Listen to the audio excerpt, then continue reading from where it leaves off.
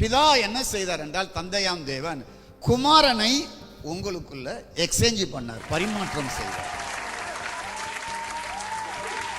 கண்ணுக்கு தெரியுதோ கண்ணுக்கு தெரியலையோ, ஆனா நடந்திருக்கு. பார்க்கிற மாதிரி இருக்கோ பார்க்கிற மாதிரி இல்லையோ, நடந்திருக்கு.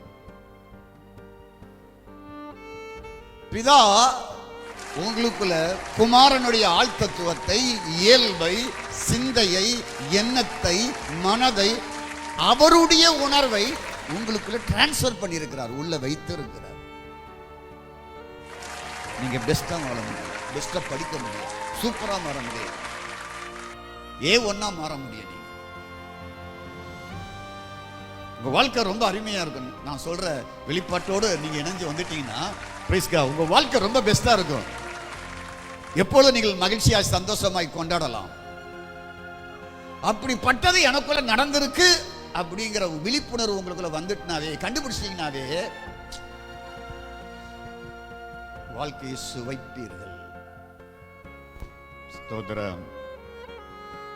நமக்கோ கிறிஸ்துவின் சிந்தை உண்டாயிருக்கிறது, கண்ணுக்கு தெரியல.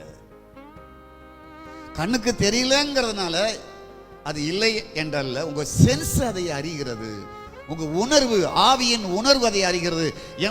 உணர்வு அறியும் பொழுதுதான் அந்த சிந்தையில் இது, அந்த கிறிஸ்துவின் மனதை கொண்டு இதெல்லாம் அவாய்ட் பண்ணணும், இதெல்லாம் அவாய்ட் பண்ணணும். பிள்ளைகளை அவாய்ட் பண்ண சொல்றீங்க, நீங்க அவாய்ட் பண்றீங்க. உங்களை அறியாமலேயே இந்த சென்ஸ் உங்களுக்குள்ள, இந்த மனம் உங்களுக்குள்ள இருந்து, கிறிஸ்துவின் மனம் உங்களுக்குள்ள இருந்து செயல்பட ஆரம்பிக்கிறது. ஸ்தோத்திரம். எனக்கு கிறிஸ்துவின் மனம் இருக்கிறது என்பது பார்க்கிற பிரகாரம் இல்லை என்று நினைக்கலாம், கண்ணில் காண்பது போல் இல்லை என்று நினைக்கலாம். ஆனால் உங்களுக்குள் பரிமாற்றத்தை தேவன் செய்து விட்டார். கரங்களை உயர்த்தி கதரை ஸ்தோத்திரம் பண்ணுவோமா?